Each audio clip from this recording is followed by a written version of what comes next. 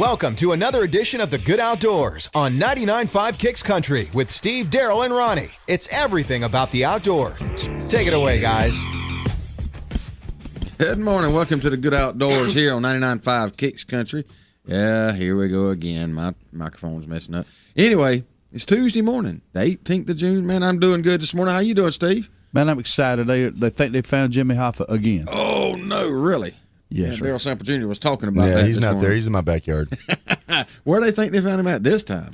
Some field in Michigan. I mean, he's definitely got to be buried in Michigan. Every time they come up with some lead, it's in Michigan, of course. And him being an organized crime boss, missing since 1975, thought to have been murdered by members of organized crime.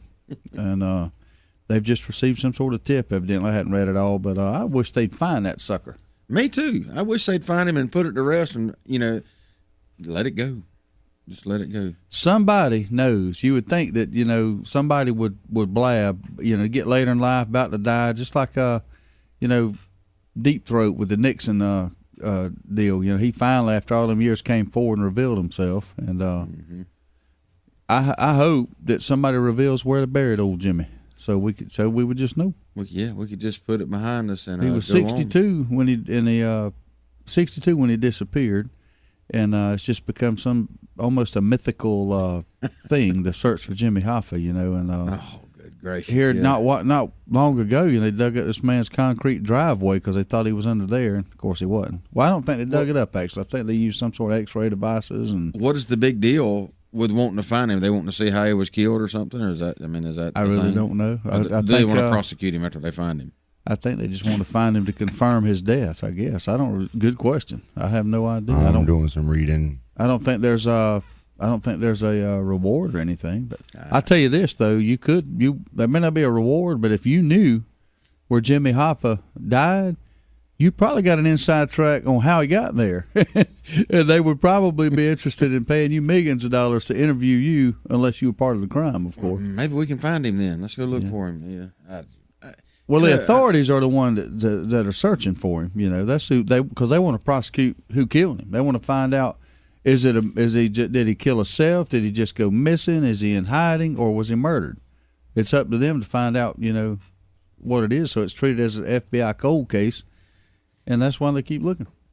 Well, good luck to them. Maybe they'll find him. I just wish they would, so we can quit having to hear about it. Yeah, we could just let it go, Taking up news space. Yep, exactly what it's doing, because you hear about it way too often in my book, because I could honestly care less. He's gone. He's done. He was he was a menace to society when he was here.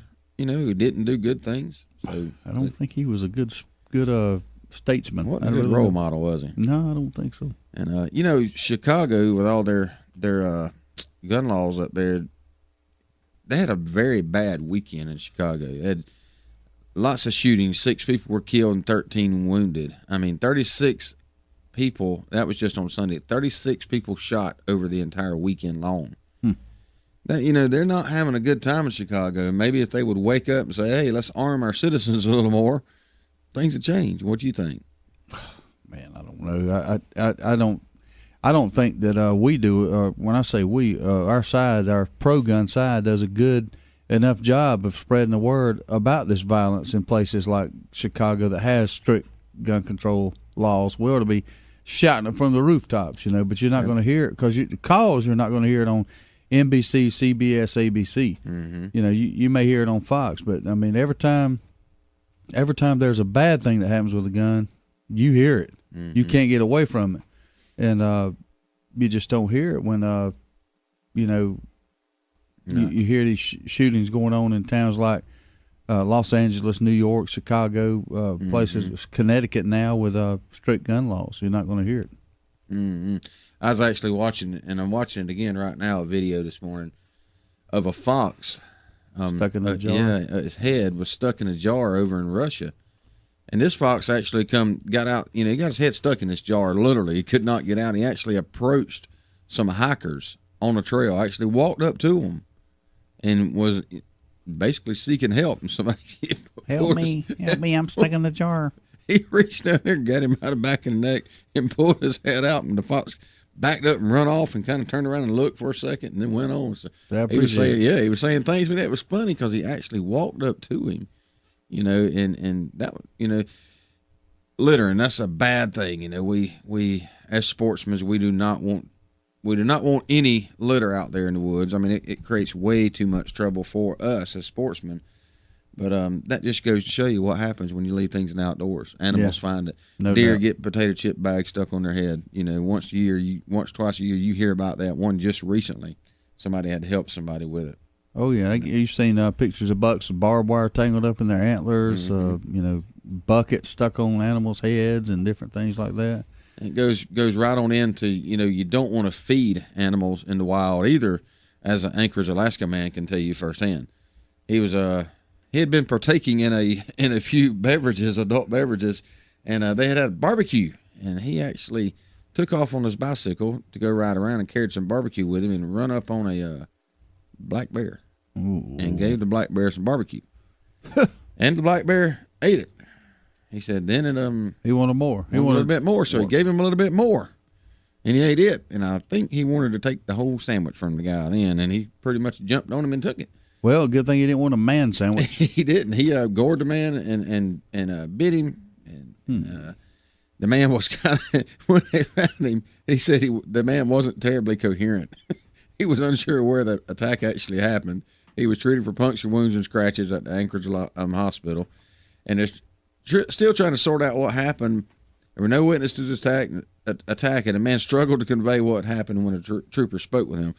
So he was a little inebriated at the time and couldn't really remember a whole lot of it, but he does remember he ain't going to feed no more bears, no barbecue. Well, that's the most important thing you can remember in that scenario. Maybe it just wasn't good barbecue. Probably didn't have no one sauce on it.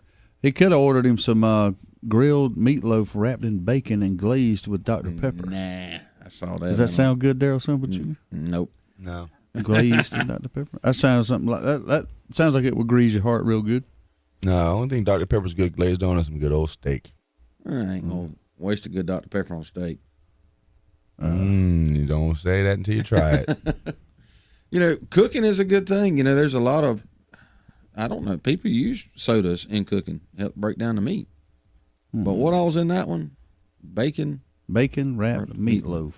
Really? Topped with Dr. Pepper. Don't That know is a about lot of fat. That's all I know. That's not good for you. Dr. Pepper ain't good for you to start with. Bacon ain't good for you to start with. And meatloaf has a lot of fat in it that ain't good for you to start with. So combine the three, it ain't good for you. I'd rather have that than a salad. Oh, I heard that. Here we go with salad again. I heard that. Y'all, there's I saw where they named like the top 10 laid back dog breeds. Did y'all see that? Nope. Breeds of dogs, the top 10. The number 1 is the bulldog. Yeah, I mean, that kind of threw me off guard. The top 10 what now? Laid back dog breeds. That's a shocker there. I don't. Bulldogs known for their general disposition, loving personality, and signature wrinkles. The bulldog is one of the most popular breeds. So they're talking like an English bulldog. Yeah, probably more along that lines. The second one is the bull mastiff.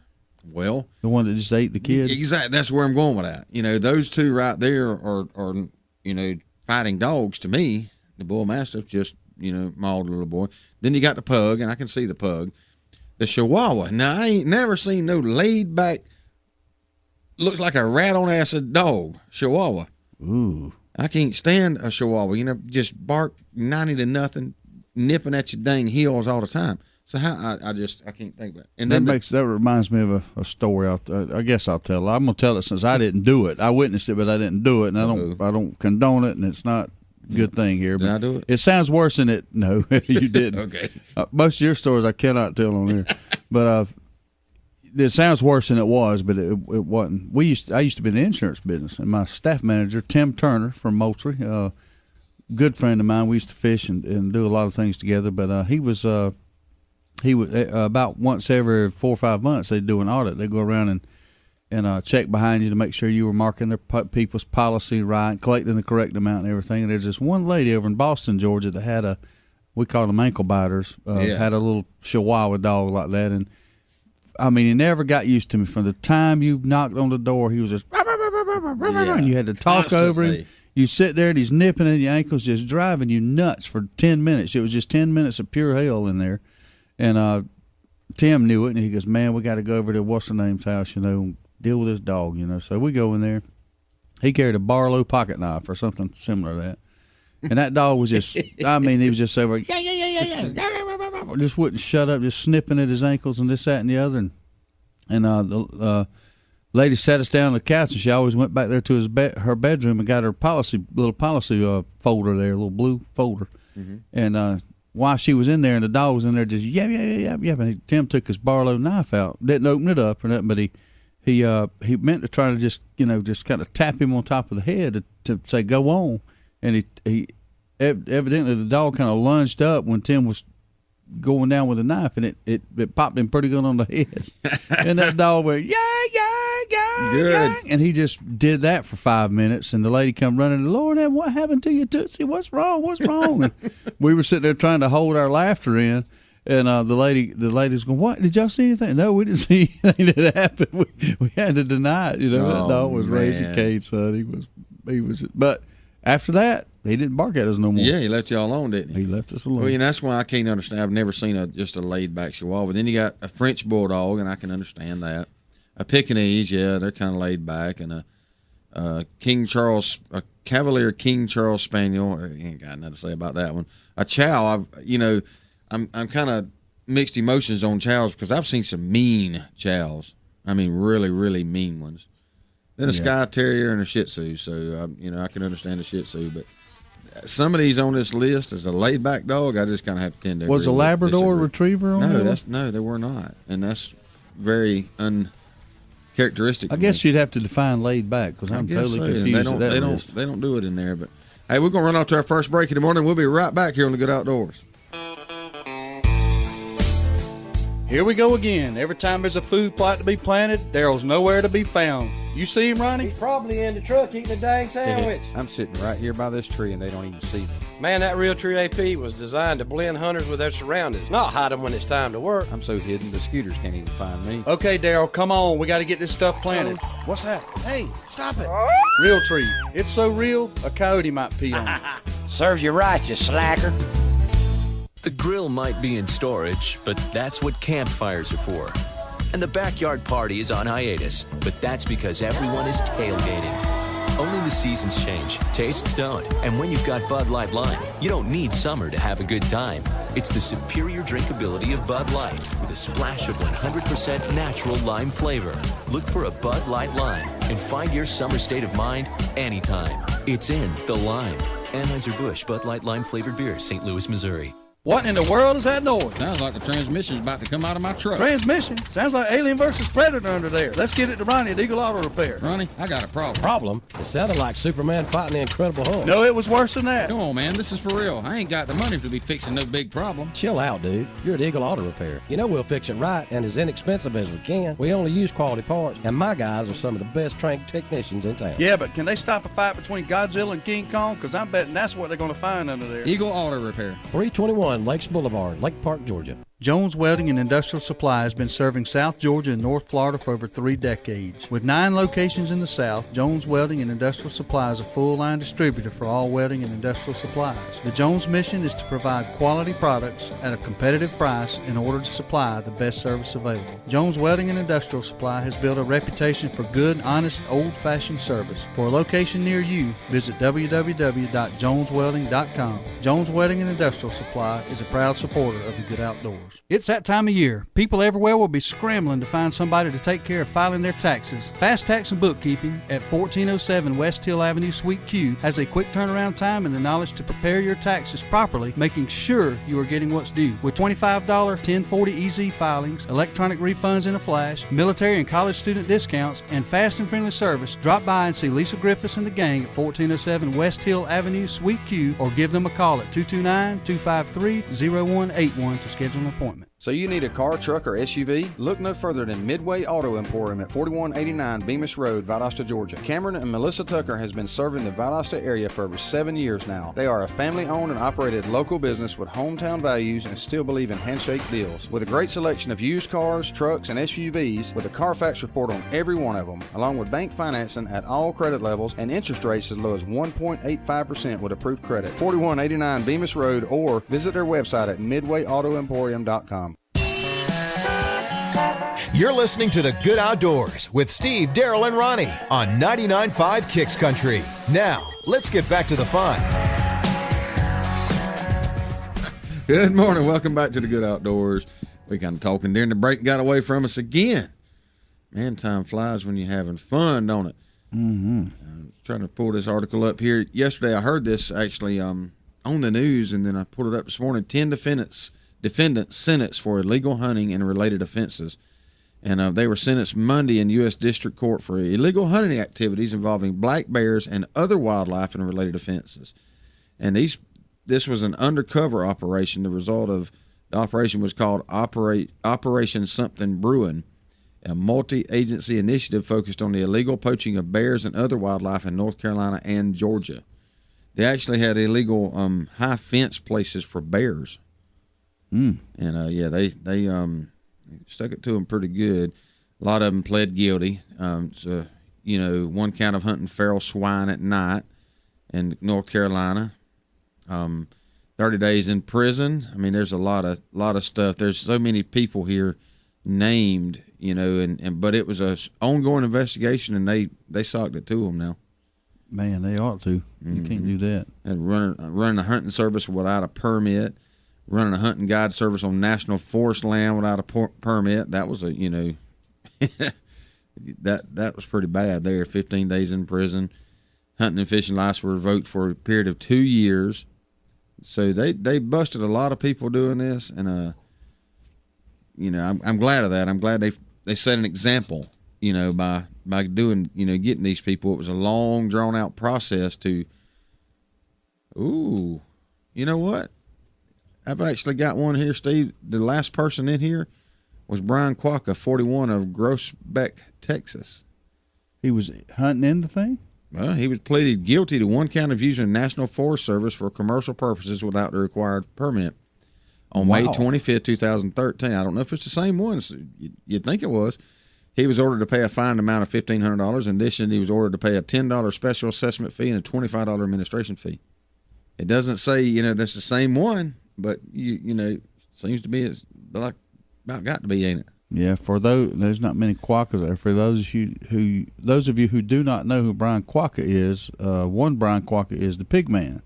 We don't know if it's the same one, but that's right. We don't know if it's the same one, but he's a insanely popular Sportsman's Channel personality. Has a show called The Pig Man, and I don't know. I'm gonna do some research on that. While I am too. That's well, there ain't no sense in both of us doing it. I just was reading it, and I run across his name there, but I don't, maybe the same one. We just don't know. But it was 10 defendants in this thing. It's an ongoing investigation, so I'm glad the U.S. Forest Service, the game wardens, everybody involved spent a lot of time on this, and I think it was a 2-year investigation. It sends a strong message to poachers and would-be violators to think twice before they engage in illegal hunting activities. It said, together with our federal and state enforcement partners, we will combine forces to combat illegal hunting, protect our wildlife, and conserve our national resources. I commend the efforts of all involved in this investigation and thank our law enforcement partners for the continued dedication to this important mission. And I agree. I sure do, so. We'll have to see if it's the same one. It'll be out in a few days. If they were running a high fence bear operation, I wonder where they were getting their bears. I don't know. That's something that's going to be researched, and they're going to really fry somebody there because they probably were taking them across state lines and this, that, and the other. And the results of actually a 4-year undercover investigation. And it was the largest of its kind in recent years and resulted in more than 80 wildlife violators and over 980 violations. And it just, it talks about everything, including bear baiting, illegal taking of bears, deer, and other wildlife, illegal use of dogs, operation of illegal bear enclosures in North Carolina, and guiding hunts on national forest lands without the required permit. Man, that's a big thing. I'm glad they did it. Glad they done it, and glad they got them. You don't often hear about that, but it sure is a good thing. It sure is. No doubt. But lots of things going on in the outdoor world. Yeah, I can't find nothing real quick on the pig man there. We'll have to get back with you on that. I don't know. I find it hard to believe it would be that one and it not be all over the news. But it could be a case he was just in the wrong place hunting with the wrong person and not knowing where he was at. So you can't say nothing yet. You can't throw a lot of blame out there. Of course, it is. It is your responsibility to know where you're hunting at and know the right rules and regulations. You're right. I know. Sir, I'm not going to call any names, but I know several high-profile people. I know one very recently got convicted for a mishap there in the woods where he had taken several illegal deer through the years, and unbeknownst to him, the guy that he was hunting for didn't actually have permission. Yep. But it went a little further than that. I ain't going to go into detail, but it is up to you to make sure that you're within the bounds of the law when you're doing anything, whether it's hunting, fishing, or just living life in general. Ignorance is no excuse. No, ignorance is no excuse, but how many times we've been to outfitters, we've never researched them, never asked to see their license, never make sure they were legal or anything like that. But it is your responsibility in the end. You've got to do that. It's happened to some mighty fine people. Ted Nugent, for instance. That's right. It happened to him on a couple of different occasions. One on a bear hunt, one on a deer hunt in Texas. So it can happen. I don't know. There's so many laws and so many regulations concerning game and fish. We've went over the whole fish thing. It's very easy to get caught doing something wrong fishing. If you don't really pay attention. So And if you multi-state hunt or fish, you not only have to know the laws in your state, but you got to know the laws in every state you go to. Well, Wisconsin, for instance, there's several states you got to wear orange vest and orange hats. Wisconsin's one of those states, but on top of that, you have to display your hunting license visibly on your back. Right. In the state of Wisconsin, you have to wear it, and that's something that some people don't know. It's up to the guide or the outfitter to tell you of all the game laws, and most of them do. But if you were up there and he didn't tell you and you got caught, it'd be unfortunate. But when you do your research and you ask, it's if you ask the person and they tell you and they don't give you all the information, that's kind of tough. But it is the law. If you break it, you break it. It doesn't matter the circumstances. You're right. You've got to do your research. There's just no excuse for it. You can't, if you're caught, if you're hunting with an outfitter, fishing with an outfitter, whatever, and you're caught breaking the law, it's your fault. Period. You can't say anything else about it. It's absolutely your fault. So, we talk about golf sometimes as being an outdoor activity. Shifting gears a little bit, there's an unbelievable 9-year-old. Oh yeah, I saw that on an 18-hole tournament, a junior open golf tournament, sanctioned event. Now, this is the real deal, people. 9 years old. This guy done something that Phil Mickelson's never done. Tiger Woods has never done it. Some of the biggest names in golf. This cat shot a 58 on a 18-hole junior open golf tournament sanctioned event. A 58. A 58 good? Good. Mm-hmm. There's only been a handful of people break a 60. In a sanctioned event anywhere in the history of golf, and this boy was 9 years old. I shot 160, so that's pretty good. Yeah, and then you played the back nine. I guess the lower the score, the better. The lowest score of any round of golf Tiger Woods has ever recorded, ever sanctioned or unsanctioned, was a 61. Really? Good gosh. David This Duval, cat's 9 years old. 9 years old. David Duval, who's a pro golfer, he's one of the few who have ever recorded a 59 in competition, let alone a 58. This boy shot a 58. I don't know. I don't know. I don't know that I've ever heard of anybody shooting a 58 of any age. I've never heard of it. That's phenomenal. So for all you golf fans out there that know golf, you're amazed at this just as I am. But Yeah. The most amazing thing is the youngster had never scored below a 73 before until that day. And he used 3 eagles and 8 birdies. 3 eagles and 8 birdies to reach the score at Patriot Point.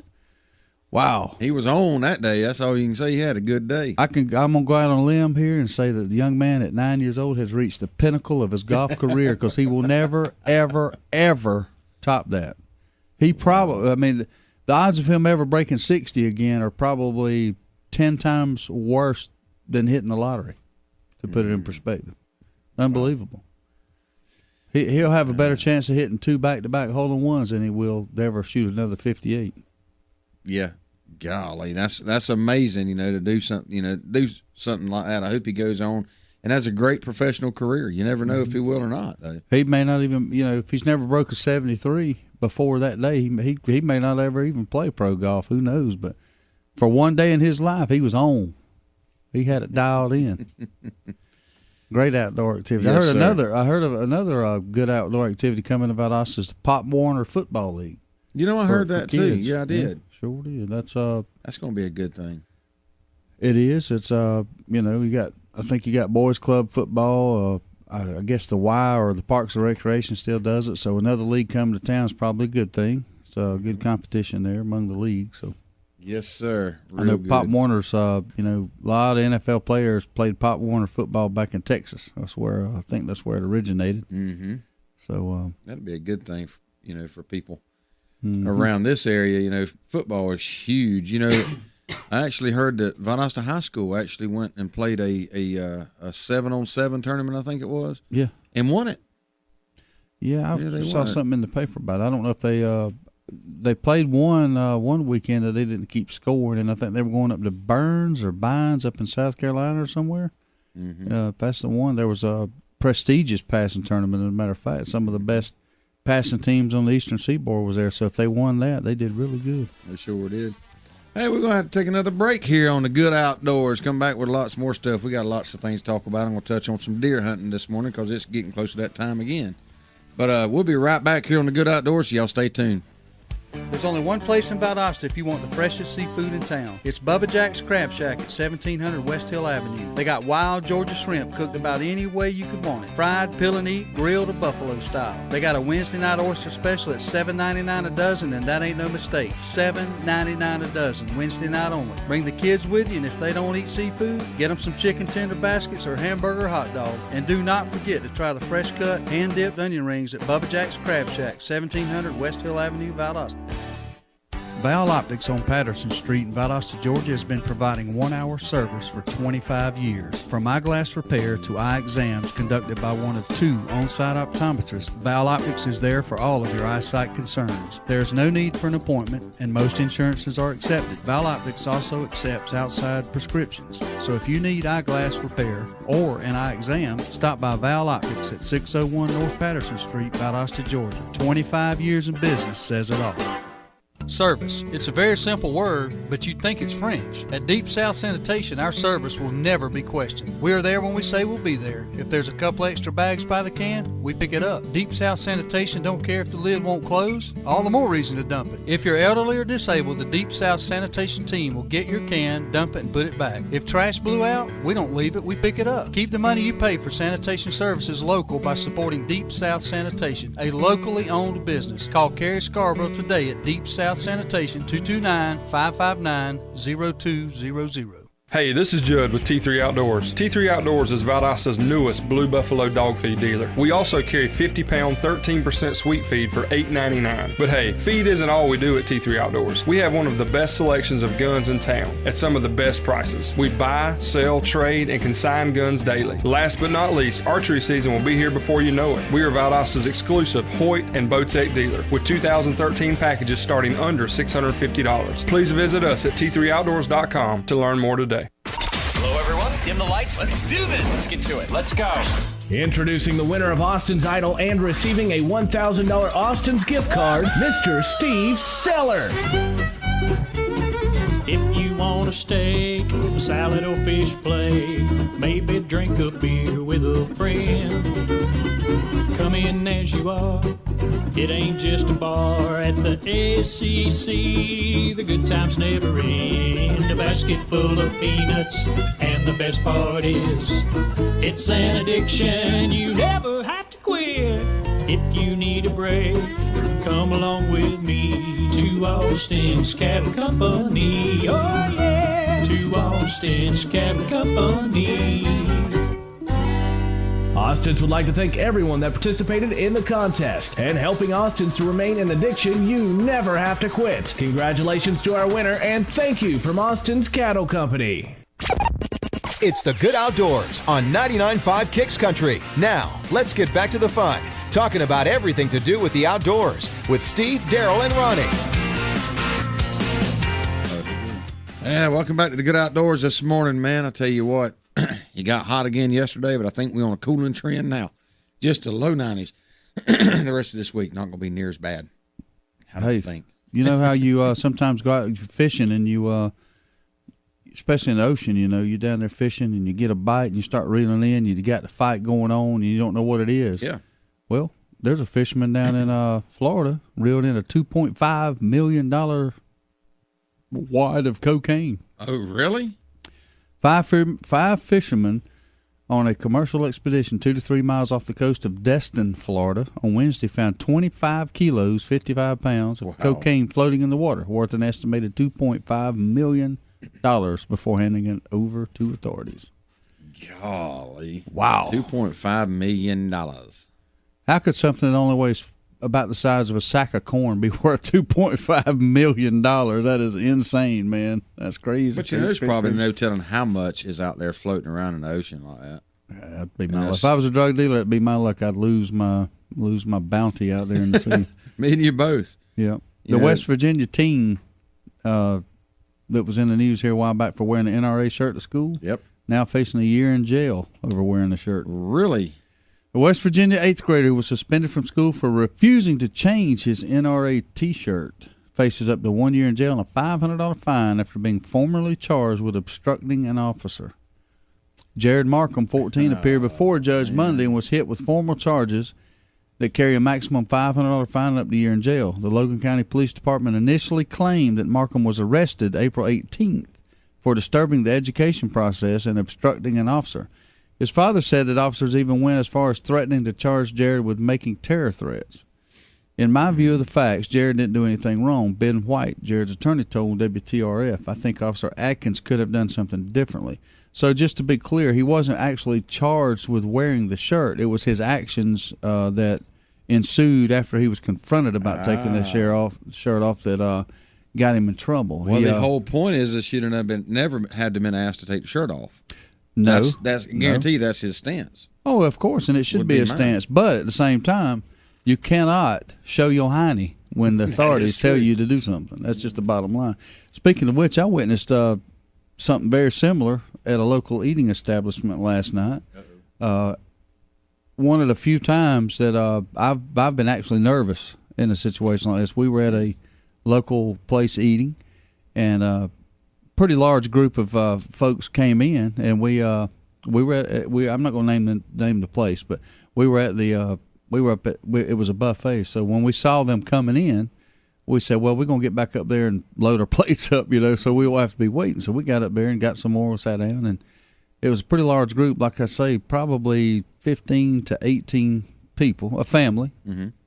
And they come in and sat down, and then next thing you know, up there where you come in, a rather large gentleman was up there shouting at the top of his lungs, upset, and shouting at obscenities, and the situation got very, very tense because he started talking about the other patrons, us included, and he made all kind of bad comments that I can't say on the air. Yeah, and to the point to where we, I didn't get up because I didn't know what was going on, but I saw a guy get up and walk up there, and it got very tense. And the gentleman finally, the staff, I'll say this, they handled it very, very good.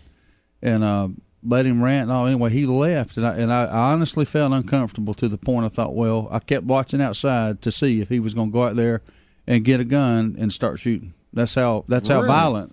You don't know what he was ticked off about? Yeah, I do know. So, another customer at another table made a disparaging remark about his I guess his children or his family, and he went up evidently and complained at the counter, and evidently he didn't get the reaction from the management that he wanted. So he got his family up, all of them, and they left. They got their money back and they left.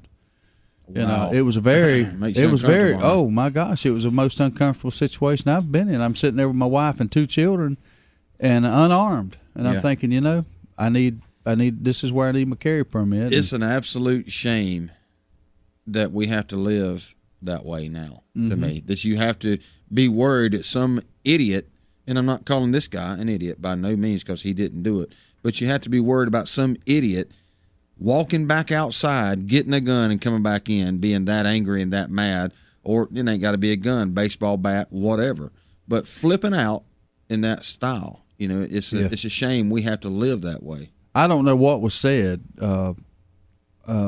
I can imagine, I can surmise, what was said or some version of what was said, and if that's the case, I mean, the man had every right to be mad. Right. But I don't think he handled it the right way. But you never know, what trips somebody's trigger, so to speak, and they become violent. And I was honestly on guard. I was thinking, where would we go? What would we do? And I mean, it was that serious. I mean, it made me very nervous. Gracious, that's not good.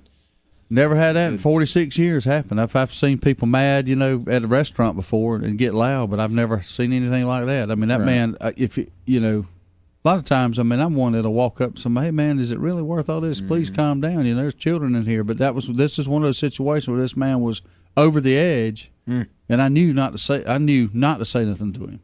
Wow. And he was tilted. There's no doubt. Very weird situation. So glad everything turned out all right, and I hope that they went on and had a good evening, and I hope that the people that upset him, I hope they're sorry that they did it, and I hope they don't do nothing like that again. I was reading yesterday, found something on that was very, very disturbing to me on the internet, on Facebook, and it's so disturbing to me that I actually commented on this article, and that's something I never do, but it was on Yahoo, and it was about a guy that he lived next door to his father-in-law's house, and he heard noise coming from his father-in-law's house. So he went next door as his wife called 911, and he found 4 boys ages 8 and 10 vandalizing this house and absolutely ripping it up. Said they probably caused about $40,000 worth of damage because this house was being redone for his father-in-law, and his father-in-law, they wasn't living there at the time. But the boys had hammers and different things, and it showed pictures of the house just absolutely destroyed and vandalized and tore up. Well, he actually got these boys, took the hammer away from one of them, and locked them in a closet. Got them in a room, caught up with them in a room in a house, locked them in a closet, waiting on the police to get there.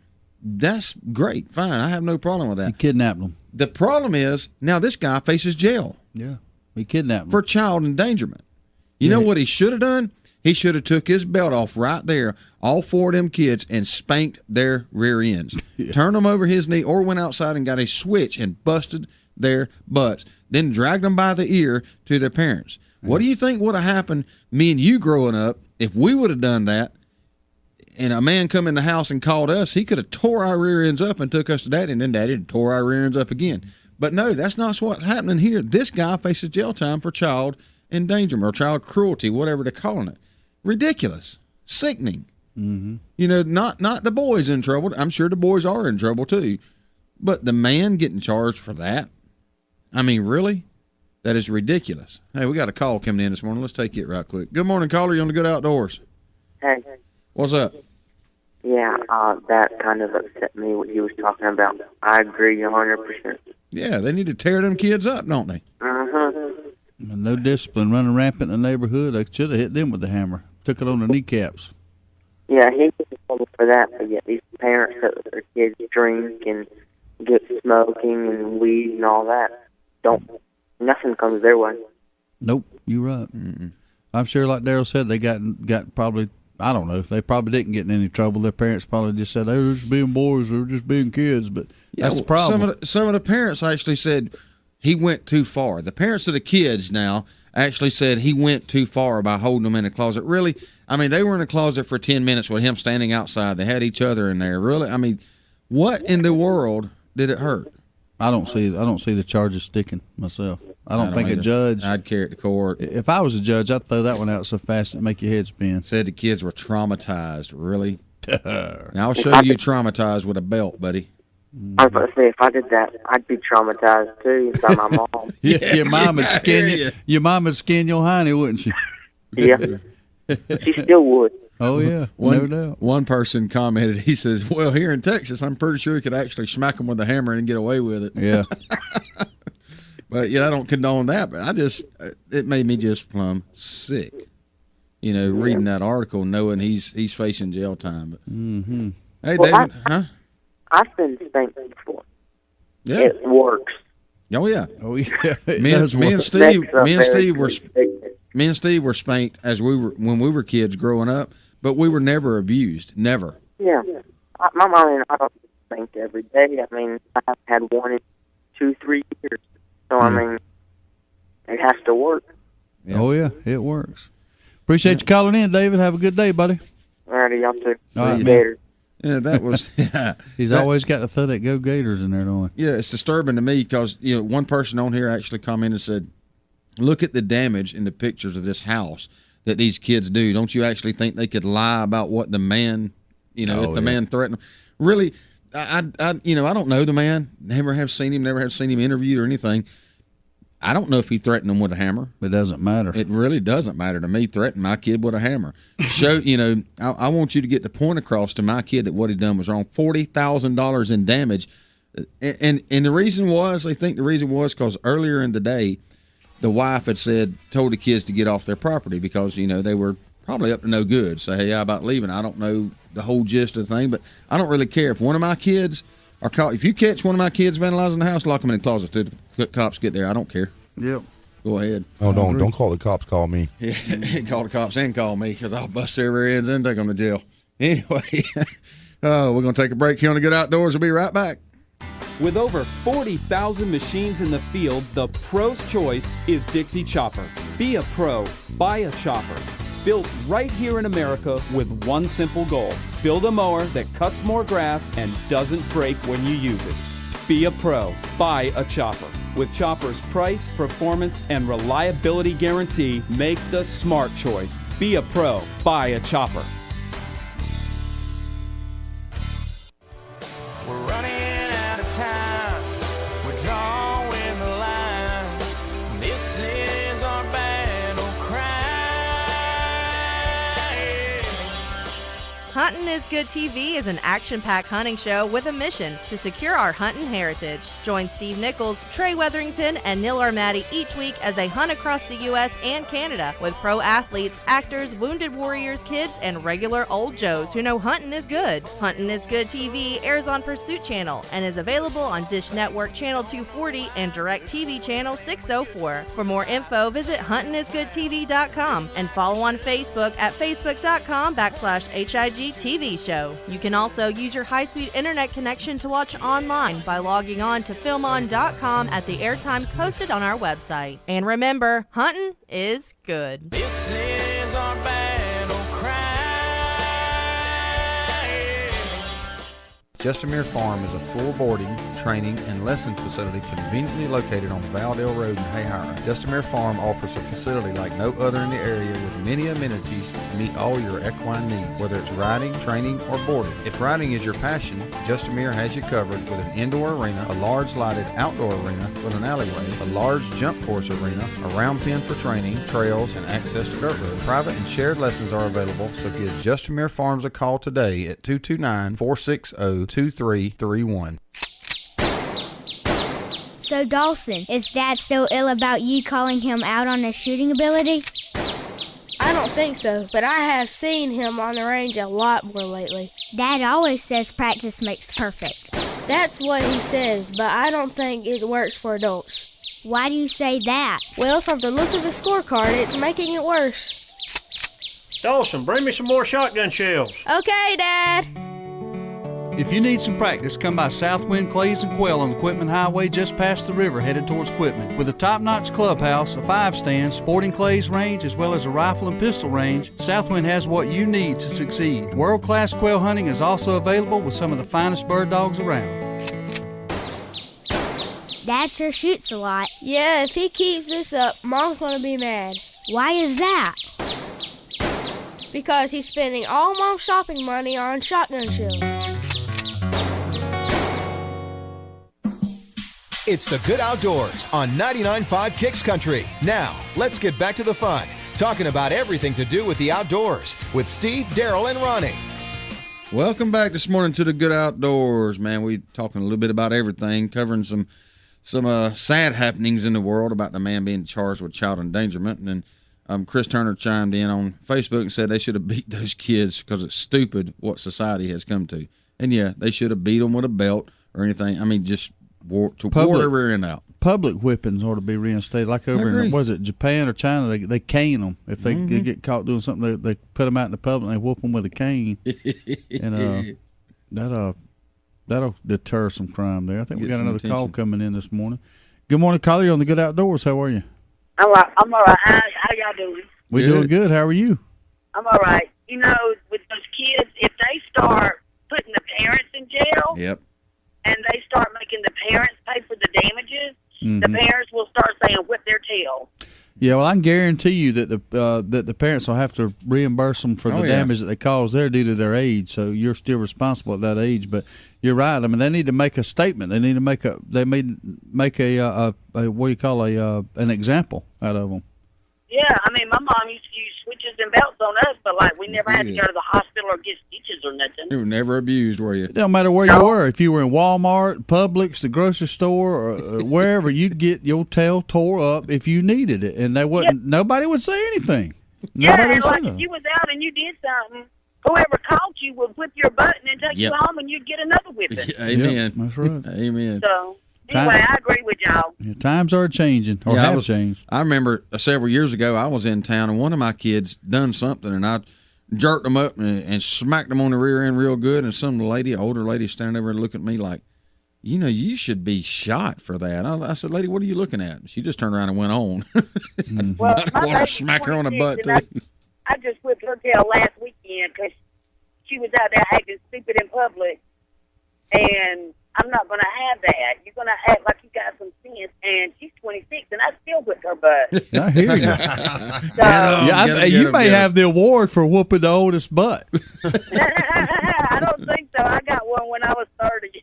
30? Holy cow. So you were out in the street doing what you wasn't supposed to be doing, huh? I said a wordy dirt.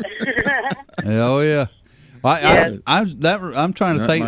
I'm trying to think the last whipping I got. How old I was. I'm having a hard time to remember. I'm sure to get me, but I'm quite sure. I'm very, very sure it wasn't 26, and I'm quite sure it wasn't 30. June 13th, 1982. That's your last one. That's my last one. I will never I forget it. got one whenever I was 30 because I said a bad word. I hear you. So, nothing like good discipline, though. You know what? You ain't kidding. Yeah, not enough of my it. kids are pretty good, you know, and it's because I whipped their tails. Yep. Yeah, that's right. That's right. All right, y'all have a good day. See ya. Yeah. I'm like Barney Fife. Barney Fife believes in a good butt whooping. Mm-hmm. You want to get a kid's attention? Whoop his butt. That's right. That's right. You got to nip it in the bud. Nip it. Got to nip it. Nip it in the bud. You ask any major psychologist in the world, they're in favor of bud nipping. You got to nip it in the bud. That's right. Good morning, Ryan and Chris Turner. 30 years old. Henry Goblin. Got your tail tore up when you were 30 years old. Now that right there. And she doled out a whooping to her daughter at 26.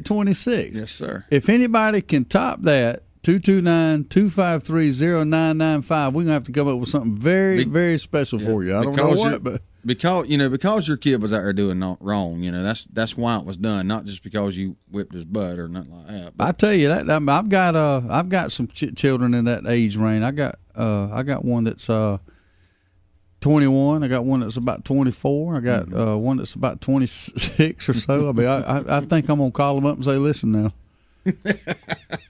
you know, I've been talking to y'all about different things in your life, and just letting you know now that if you screw up, I'm gonna whoop your butt. I'm gonna whoop your butt. I don't care how old you are. I'm gonna whoop your butt. I'll see how that goes over." There you go. Ryan Hughes chimed in this morning. Good morning. Yeah, work life sucks, was what Ryan said. I guess he doesn't like work.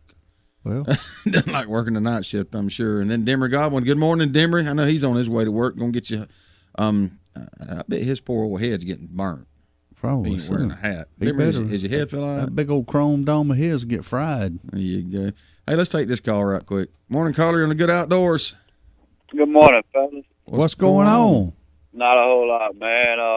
I ain't got but a few minutes, but I was going to say what the state needs to do on that situation, they need to step in and charge the parents with inadequate supervision. Yep. You got that right. The children was under 12. You got that and right. I mean, that really shows our legal system at its best, the way they're doing it.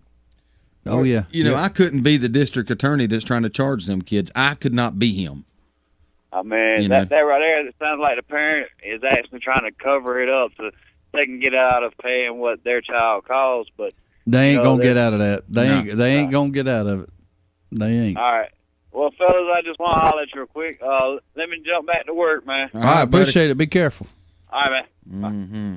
Yeah, they're not going to escape the liability of the damage that was done. There's just absolutely no way. Can you imagine though the DA in this case, and I guess one of the things he thought of was, look, this man went too far and he locked these kids in a closet. Maybe his mom should whip his butt. The DA. Yeah. Well, really? I don't know. I'm sure it sounds to me like the kids were probably trying to get away from him, and he corraled them up and locked them in a closet. And there may be a lot more to it than what we're hearing. Also, I can't really, it just sounds like he shouldn't be charged. But we don't know what the man actually did either. I do have to throw that out there. But it's just like years as long as ago, my kids don't come back scratched up, bruised up, and broke bones and stuff, I'm pretty much say, hey man, appreciate it. You should have there's where the whole problem comes in. Back years ago, I don't know, 10, 15, 20, whenever it first started, whenever you started seeing the paddlings in school going by the wayside, that's where it came from. You started seeing people suing the school system because the kid come home with a mark on his butt. Yeah. Well, you're going to have a mark on your butt when you get your tail whipped. If you get it done right. Yeah, I mean, but some sissy, thought his child, didn't believe in whipping, which that's fine. If you don't believe in whipping, that's your problem. And to me, it is a problem. I can only go by my personality.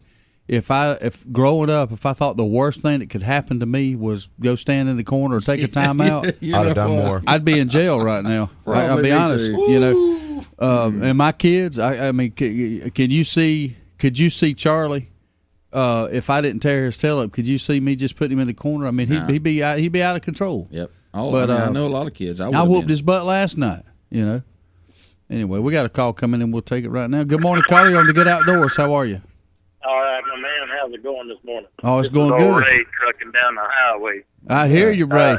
Talking about the paddlings in school, I'm 56 years old, and when I was in the junior high school, we had a principal named Mr. Polo. And I tell you what, when he got a hold of you, he got a hold of you. He'd make you hold the back of a chair, and he'd swat you with that paddle and make you walk over and touch the doorknob, come back and put your hands on the back of that chair and hit you again in the same place. Just let that thing start singing good, hit you in the same place. And that's what they need to do today. Amen. Oh, yeah. Amen. They ain't gonna do it though. Too much liability. Too much. Just being a sissy, if you ask me. But let me ask you a question. When he done that, you knew what in school you had done something wrong. You deserved it, but I bet you didn't do it again, did you? I'm telling you. It don't take too much of that to learn if you got any common sense at all. That's right. That's right. Agree.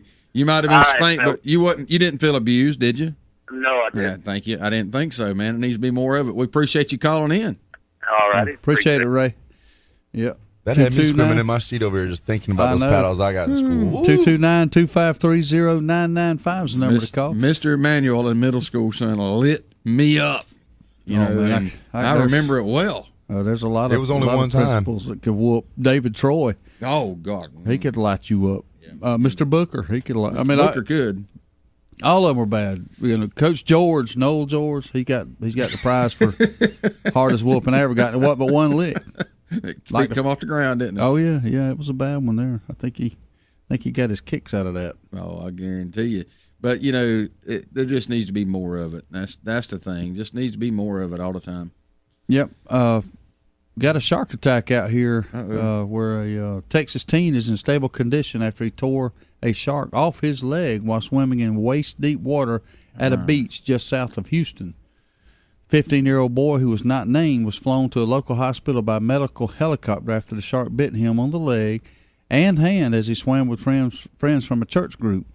Sandra Monette with the Surfside Police Department and Emergency Medical Service called the teen a trooper, noting the beach had not seen a shark attack in over 20 years. This kid felt the shark bite in his calf and then literally grabbed the shark and tore it off of him, which is how he got the lacerations on his hands. Emergency officials said the most serious injury they usually deal with at the beach is a jellyfish sting, but said swimmers should still use caution and leave the water if they see something suspicious. So you got to be careful. You know, we were at the beach this weekend, and I'll be honest with you, I was out there about chest deep. You know, used to I'd be back in my younger days. I'd get out there as far as you get before the lifeguard blew you back. You know, but I was out there about chest deep water, thinking, you know, a shark could come out here. So I eased back up there about knee deep. But let me give you the statistics here. You know, so if you get bit by a shark, you're actually in rare company because the odds are about 1 in almost 300 million. That's okay. People win the lottery every day. But that's a lot. 1 in 300 million. You're more than likely to win an Academy Award. But it happens. Hey, all I know is it takes that one time. It happens. It's like Dumb and Dumber when the girl when he asked the girl, you know, are there any chances? He goes, I'd say the chances is about 1 in 1 billion. And he goes, so there is a chance. Okay, so what you're saying is there is a chance. You're more likely to get killed by a falling aircraft. It happens though. It happens. My point is, it happens. Why put yourself in that position? Well, I remember back when we used to go way out in the ocean, but I don't think I'd do it again. I'm not doing it again. I don't believe I'd do it again. But I don't know. I can think of a lot better ways to die than getting eaten by a shark. I'm going to the beach next week, so we'll see how far I get out there. Good luck. Hey, we'll be right back here on the Good Outdoors. Attention Outdoor Nation. Adel Outfitters, located at exit 39 on I-75 in Adel, Georgia, has over 18,000 square feet of outdoor unbelievability just waiting on you. Specializing in a wide range of outdoor supplies for everyone, including hunting, fishing, shooting, kayaking, camping, Little League, clothing, knives, boots, you name it, Adel Outfitters has it. They also have that personal one-on-one attention that you just might not be getting from some of the big boxes, and Adel Outfitters has a whole lot less overhead, so you'll be surprised at the deals. So come see us now at Adel Outfitters, exit 39, Adel, Georgia. Woo-wee! Sweet Tea's Smokehouse on South Hutchinson Avenue, Adel, is the bomb. You ain't had good old South Georgia barbecue if you ain't been to Sweet Tea's Smokehouse. Ribs, chicken, pork, beef, good grief, this is some fine eating. And it ain't called Sweet Tea's for nothing. Ice cold sweet tea and good old barbecue plate with all the trimmings is what living in the South is all about. Head up Highway 41 north towards Adel. Swing into Sweet Tea's Smokehouse for lunch or dinner. Great southern barbecue like it's supposed to be. And don't forget some of that fine Brunswick stew. Woo-wee! Wow, look at Bob trimming the grass. He's so fast. I know, and that mower is so big. And it's got a huge deck. And it cuts the long grass with deep roots so easily. Yeah, Bob's a bad boy. When you want to cut grass like a champion, get yourself a Bad Boy mower from Nashville Tractor. Nashville Tractor carries an exclusive line of Bad Boy zero-turn mowers. See them now at Nashville Tractor in Valdosta and in Nashville. The grill might be in storage, but that's what campfires are for. And the backyard party is on hiatus, but that's because everyone is tailgating. Only the seasons change, tastes don't. And when you've got Bud Light Lime, you don't need summer to have a good time. It's the superior drinkability of Bud Light with a splash of 100% natural lime flavor. Look for a Bud Light Lime and find your summer state of mind anytime. It's in the lime. Anheuser-Busch Bud Light Lime flavored beer, St. Louis, Missouri. Brigman and Brigman Cabinets in Hayhira, Georgia specializes in custom-built cabinets. You can come in and sit down with our staff and start from scratch to develop the perfect cabinet layout, or bring in your plans and start there. From design to installation, Brigman and Brigman can help you every step of the way. Estimates are always free, and your satisfaction is our goal. Whether it's a remodel, a spec house, or your custom-built dream home, give Brigman and Brigman Cabinets in Hayhira a call at 229-794-2108 to set up an appointment. Crystal River Seafood on St. Augustine Road in Valdosta is a fine seafood dining experience. Folks from miles around come in to enjoy the fine seafood and friendly atmosphere Crystal River has to offer. Their friendly staff makes your dining experience one to remember, as well as one to repeat. Fish like grouper, salmon, mahi, catfish are always great choices, along with shrimp, oysters, crab cakes, and crab legs. Hey, you not in the mood for seafood? Order a juicy ribeye steak. Crystal River Seafood is open for lunch and dinner. Crystal River Seafood, 958 St. Augustine Road, Valdosta, Georgia. WKAA, Willacoochee, Valdosta. Another hour of Valdosta's best country music kicks off now. 99.5 Kicks Country. It's the Good Outdoors on 99.5 Kicks Country. Now, let's get back to the fun, talking about everything to do with the outdoors with Steve, Darrell, and Ronnie. Welcome back this morning. It's the 5 o'clock hour of the Good Outdoors here on a beautiful Tuesday morning in Valdosta, Georgia on 99.5 Kicks Country. Yes, sir. Braves won last night. Braves 2-1. Big long rain delay. I was hoping the game would get started so I could watch it, but it didn't. It got started at way late, but it didn't get over until 1:22 a.m. Wow. But man, I tell you, I watched about 5 innings of it, and I went to bed thinking, the Braves are in some deep trouble, because Dylan G, the New York's pitcher, he was baffling the Braves. He did not allow a runner to get past second base. Dang. All game long. Only had 2 runners get to second base in the whole game. But in the 9th inning, Freddie Freeman stepped up and jacked one over the wall to win 2-1. So Go Braves got a 7.5 game lead in the National League East over the Washington Nationals. So we're looking good. Clicking along. They're won 3 in a row, 5 in the last 10, doing all right. Pretty good road trip for the Bravos. Sounds like it, man. Sounds like it. Good morning, Chad. He chimed in this morning, said he's going to Lake Eufaula this weekend fishing the Bassmaster Weekend Series. Good luck. And I'm still curious, Demery, is your head getting burned out there working yet? I hadn't heard from you, man. I tell you, Lake Eufaula, I'll never forget bass fishing. Me and Dad went with Billy Darby over there bass fishing, and there's a certain buoy. I know right where it's at. It's not far off of where we put in there. We zipped out there. It was kind of mid-morning, I guess, when we quit fishing the edges and we zipped over there to where that buoy was. And Billy said, we can probably catch them here for about another hour. He tied on some crankbaits for us. I can't remember what they were. They were real deep divers, and said, you're going to have to kneel down, throw it out there, told us where to throw, stick the rod all the way down to the water to be able to get the crankbait down there far enough. And we caught probably 10 bass in, 30, 45 minutes, a couple of 4-pounders, and it was all catch and release, of course, but that was some fun fishing there. Oh, yeah. Needling and cranking that crankbait, man, busting them things, and I've went back there a few times and tried to duplicate the feat and have not been able to do it, so I don't know what he knew at that particular point, but it worked. So, Chad, if you out there and you find this buoy Steve's talking about, man, you might want to call him. You might be able to go catch some bass on that It's the white one. Look for the white buoy. Narrows it down in Lake Eufaula. Yep, no doubt Should about be it. easy to find. No doubt about it, but that Eufaula's that's a big fishery. Billy Darby is who me and Dad went with. He was a retired Georgia Power worker and was there when they first flooded it. He happened to live there, and his house actually, just as luck would have it, became a lakeside house when they dammed it up and flooded it, when the Corps of Engineers flooded it.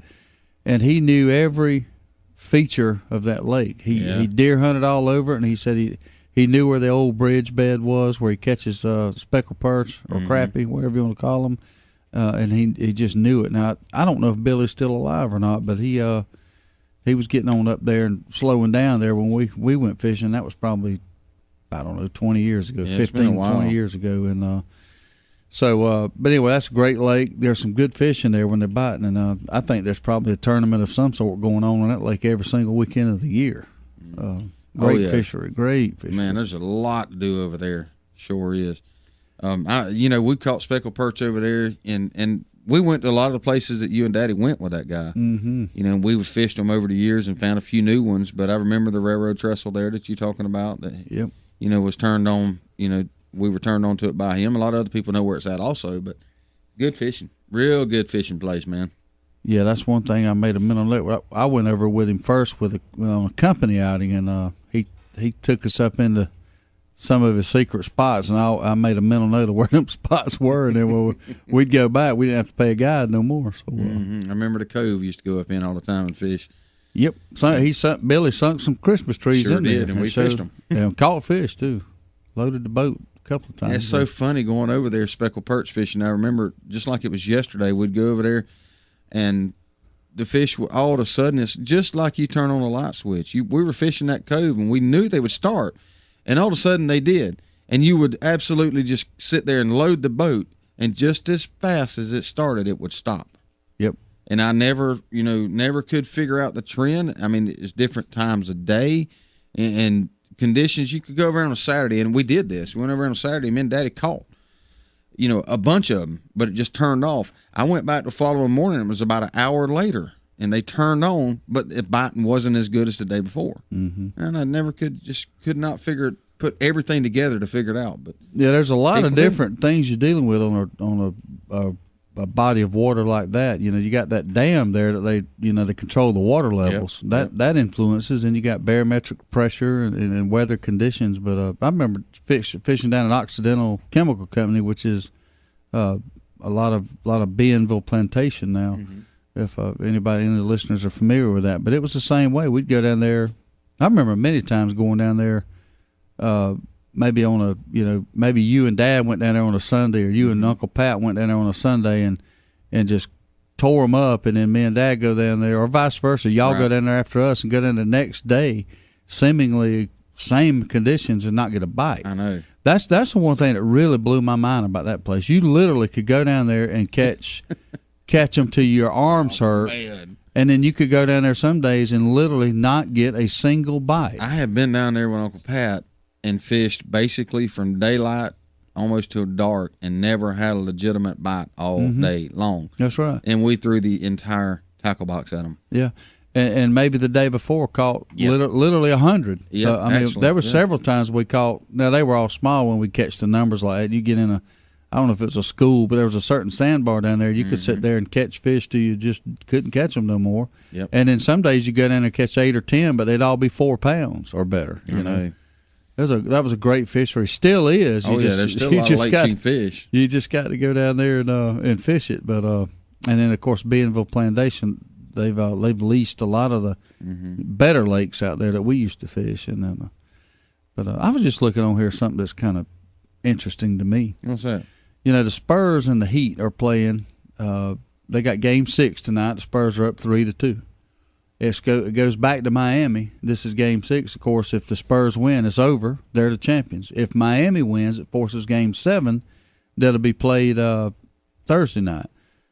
There's 2,969 tickets available as of reading this thing here. Mm-hmm. They start from $9. Okay, now the $9 was up there in the rafters, cheap seats. But for Game 7, that's first of all, no guarantee there's going to be a Game 7. Yeah, it's a possibility right now. There's less seats available in the same arena, and the cheapest seat you can get is $344. Wow! So you can go watch it $9 tonight, and if there's a Game 7, which I predict there will be, the cheapest seat you're gonna get is $344, and there are less seats available. That's kind of funny. Man, yeah. I'll watch it on TV for free. Me and you both. How'd you get the TV? No way. Yeah, you could actually buy a TV for $344. Get yourself a brand new big screen to watch it on. That's right. That's right. You could go rent it. I can't see it. No, I just can't see it. That's crazy.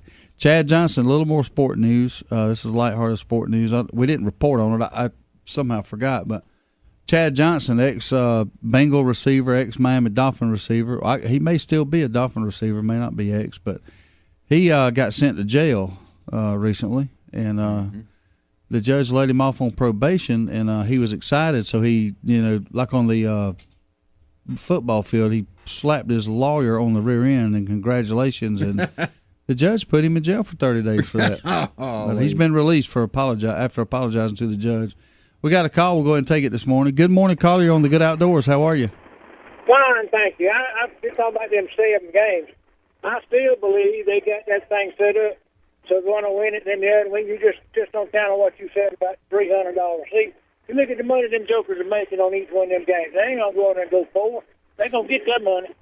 Yeah, I would agree with that, except in the last few years, not all series have went 7 games. So, it's a good argument. It's hard to argue against it. It's all about money these days. Yeah, I figured that's what they're going to do. Because when it comes to 7th game, it's dog eat dog, double, and go for it. Yeah, it don't hurt anybody's feelings none to go 7 games. I guarantee you that. That's a lot of. Look at the money them jokers don't lose. If they go ahead and go back to that 3 games, they win straight 4. Well,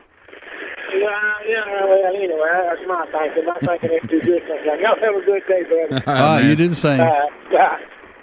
229-253-0995 is the number to call. But we're talking about Chad Johnson slapping his lawyer on the backside. His apology was to the court was, I just wanted to apologize for disrespecting the court last time I was here. I apologize. I did have time to reflect on the mistakes I made in this courtroom, and I'm sorry. So, moral of the story, don't slap your attorney on the backside. Biggest thing is, don't get excited until you're out of the courtroom. Male or female attorney, I wonder. It was a male. I saw it. I saw him when it did it. It was pretty funny. We got another call coming, so we'll go ahead and take it. Good morning, caller. You're listening to the Good Outdoors. How are you? Good. How are y'all? We're doing good. Let me tell you what my 10-year-old stepson got into yesterday. Let's hear it. It wasn't good, but he's okay. He was on his 4-wheeler out in the edge of the woods from the house. Went to turn around and got up on a yellow jacket nest. Oh, man. Wow. He wound up leaving his 4-wheeler sitting on top of it because they went to tearing him up so bad. But he wound up with over 90 stings. Wow. 90? Gosh. 90. Holy cow. He's okay, though? We took him to the hospital, and they watched him for 3 or 4 hours last night, and we brought him back home. His mama just texted me and said that he hadn't really slept all night, just rolling and tumbling. But he was a tough little joker because I don't believe I could took them 90 stings like he did. How old is he? 10 years old. Wow. Let me tell you something. I don't know how neither, and I'm going to tell you from personal experience. I got stung 18 times in the head. They were all in the back of my head. Right. And I went to the emergency room, and they gave me a lot of pain medicine, and of course I got all right. But I can't imagine 90 stings. That is one tough kid right there. He had them from his ankles all the way, like you said, to the top of his head, all in his hair. Good Lord. Behind his ears, neck, armpits, everywhere. Oh, my goodness. I bet he came in the house screaming, didn't he? Yes, he did. Good gracious. Our neighbor picked him up. He seen him running down the road, and our neighbor picked him up and brought him on to the house, and I immediately called the ambulance, and they come to, no, we need to go ahead and take him because, at the time we didn't know if he was allergic to them or not. Right. Yeah, that's a lot of, that's scary there. That's a lot of stings, right. Man. They said that, if he was allergic to them, his airway starts swelling up. That's right. Well, thank the Lord that turned out all right, man. Tell him we'll be thinking about him. He's the one that a couple of weeks ago I put the picture on there where he was holding the 8-pound bass up. Yep. Yeah, okay. Tyler. Yeah. But he's a go-getter now. Well, he'll have a story to tell when he gets back to school. That's exactly what we told him. So that's something you won't never forget right there. No, sir. Man. Good night. I'm going to try to take care of them jokers for him.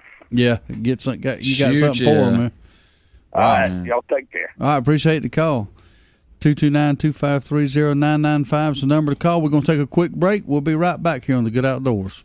Service. It's a very simple word, but you'd think it's French. At Deep South Sanitation, our service will never be questioned. We are there when we say we'll be there. If there's a couple extra bags by the can, we pick it up. Deep South Sanitation don't care if the lid won't close. All the more reason to dump it. If you're elderly or disabled, the Deep South Sanitation team will get your can, dump it, and put it back. If trash blew out, we don't leave it, we pick it up. Keep the money you pay for sanitation services local by supporting Deep South Sanitation, a locally owned business. Call Carrie Scarborough today at Deep South Sanitation, 229-559-0200. It's that time of year. People everywhere will be scrambling to find somebody to take care of filing their taxes. Fast Tax and Bookkeeping at 1407 West Hill Avenue, Suite Q has a quick turnaround time and the knowledge to prepare your taxes properly, making sure you are getting what's due. With $25 1040 EZ filings, electronic refunds in a flash, military and college student discounts, and fast and friendly service, drop by and see Lisa Griffiths and the gang at 1407 West Hill Avenue, Suite Q, or give them a call at 229-253-0181 to schedule an appointment.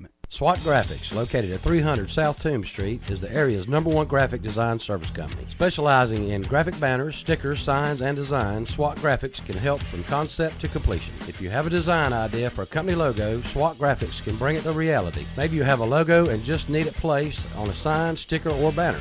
Whatever the case, stop by SWAT Graphics at 300 South Toombs Street, Valdosta, or give them a call at 241-9185. SWAT Graphics, proud sponsor of the Good Outdoors. Hey, this is Judd with T3 Outdoors. T3 Outdoors is Valdosta's newest Blue Buffalo dog feed dealer. We also carry 50-pound, 13% sweet feed for $8.99. But hey, feed isn't all we do at T3 Outdoors. We have one of the best selections of guns in town at some of the best prices. We buy, sell, trade, and consign guns daily. Last but not least, archery season will be here before you know it. We are Valdosta's exclusive Hoyt and Bowtech dealer with 2013 packages starting under $650. Please visit us at T3Outdoors.com to learn more today. There's only one place in Valdosta if you want the freshest seafood in town. It's Bubba Jack's Crab Shack at 1700 West Hill Avenue. They got wild Georgia shrimp cooked about any way you could want it. Fried, peel and eat, grilled, or buffalo style. They got a Wednesday night oyster special at $7.99 a dozen, and that ain't no mistake. $7.99 a dozen, Wednesday night only. Bring the kids with you, and if they don't eat seafood, get them some chicken tender baskets or hamburger hot dog. And do not forget to try the fresh cut, hand-dipped onion rings at Bubba Jack's Crab Shack, 1700 West Hill Avenue, Valdosta. Justamere Farm is a full boarding, training, and lessons facility conveniently located on Valdale Road in Hayhire. Justamere Farm offers a facility like no other in the area with many amenities that meet all your equine needs, whether it's riding, training, or boarding. If riding is your passion, Justamere has you covered with an indoor arena, a large lighted outdoor arena with an alleyway, a large jump course arena, a round pen for training, trails, and access to dirt roads. Private and shared lessons are available, so give Justamere Farms a call today at 229-460-2331. You're listening to The Good Outdoors with Steve, Darrell, and Ronnie on 99.5 Kicks Country. Now, let's get back to the fun. Welcome back to The Good Outdoors, and that's something we haven't covered. We had just had a call before we went to break. A listener's son, 10-year-old son, got stung 90 times by yellow jackets yesterday. That's something we really haven't covered as far as being safe in The Good Outdoors. We've talked about it. Definitely not a good outdoor activity. No, it's not. But when you're out there, and a lot of people are this time of year, as his son was out four-wheeler riding, got hung up on a stump. But you're out there getting food plots ready. You're in the woods this time of year and stuff. You got to watch out for yellow jackets because just as the caller said, man, they'll get on you in a heartbeat. 90 stings. And I guarantee you he got away as fast as he could and still got 90 daggum stings, and that's bad. Yeah, I'd say thoughts and prayers are with him. Yeah, that's absolutely aggressive, overly aggressive insect. When you hit their nest, man, they just absolutely swarm you. I don't know if we ever talked about it. It was in the Valdosta Daily Times, and I saw it on the internet. But I think it was down in Madison, if I remember correctly. They found a absolutely huge hornet's nest that they're bringing up the University of Florida to study it before they take it down. But it's the size of a Volkswagen. Good grief. And it's up in the tree near the home. And, it shows a picture of it. I'm looking at it on the internet. It's absolutely huge. I mean, it's I saw the news report. Yeah, I saw the news report, and it's, it's the size of a small car.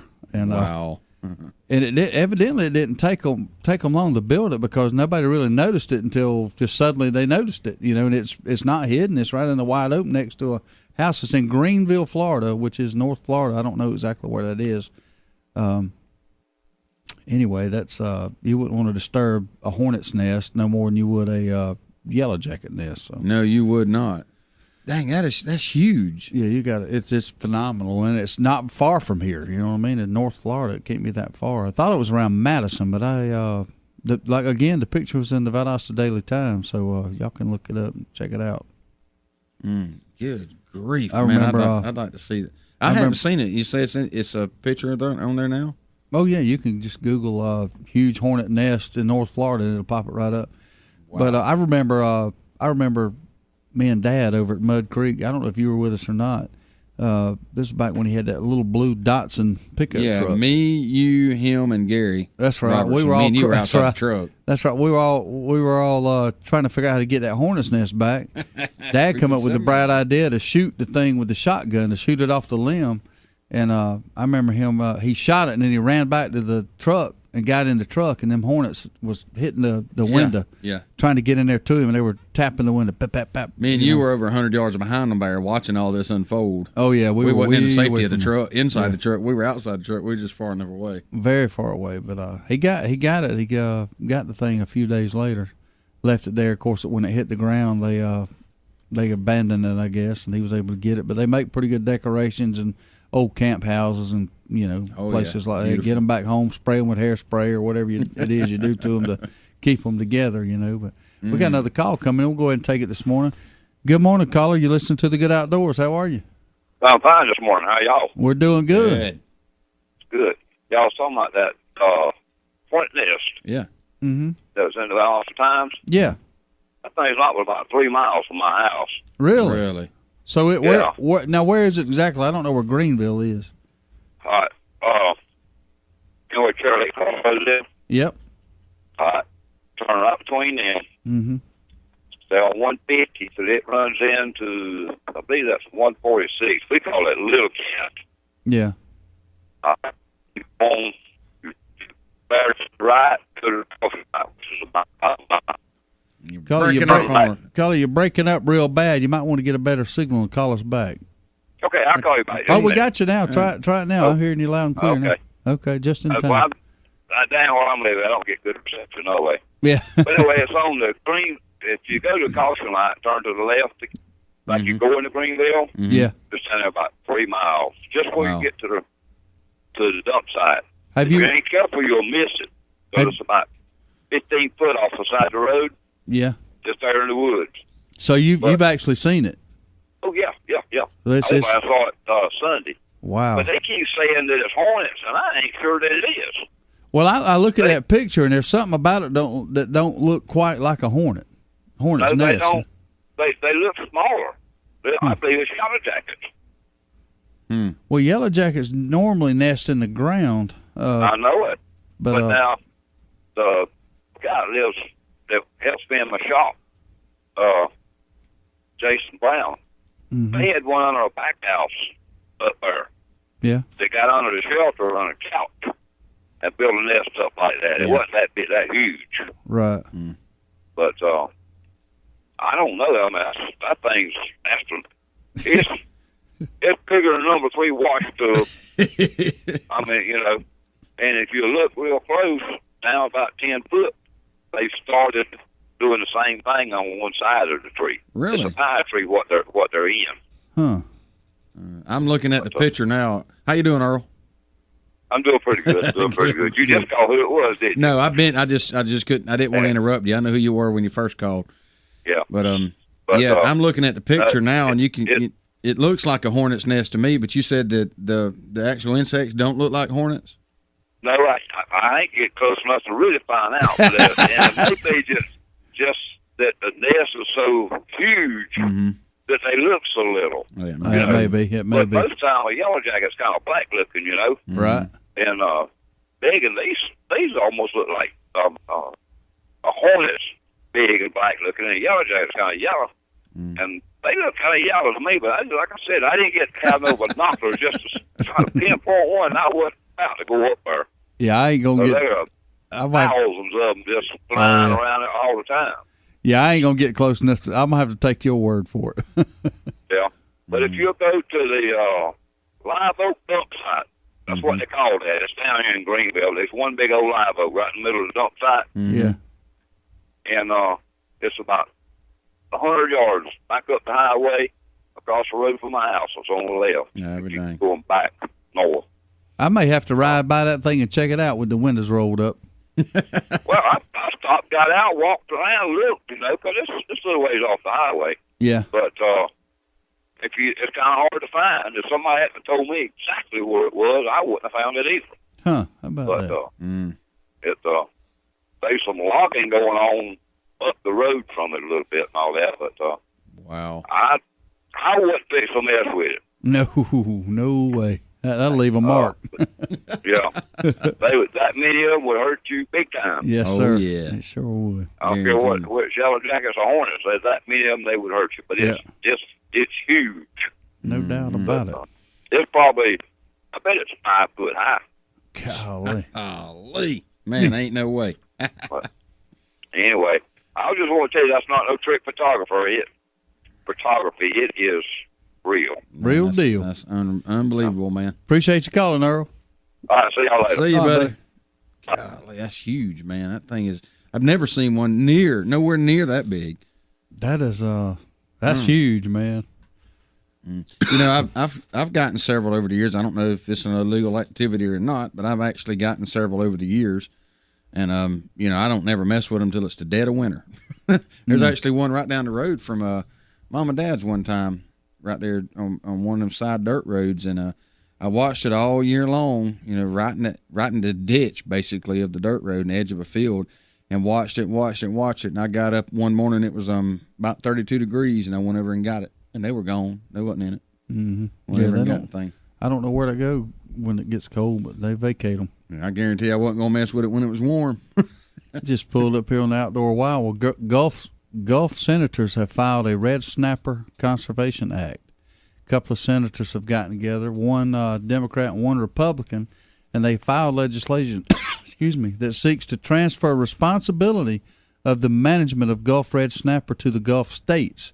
The legislation comes 2 months after the governors of 4 Gulf states released a joint letter to leadership of the U.S. House and Senate stating that federal management of Gulf red snapper is irretrievably broken, and they calling for a coordinated Gulf states partnership. The red snapper fishery is tremendously complicated and has lurched from crisis to crisis under federal management with no end in sight, said Chester Brewer, chairman of the National Government Relations. We commend Senator Landrieu for taking the lead to work through the complexity of the issue. Federal management of red snapper reached a new low in 2013 when the Gulf of Mexico Fishery Management Council announced the shortest season ever, even though the snapper population is booming. In response, Louisiana, Florida, and Mississippi announced various actions to join Texas in their long-standing rejection of federal regulations. So the point is they're trying to get the management of the fishery back to the states where it should be. Exactly. And manage it.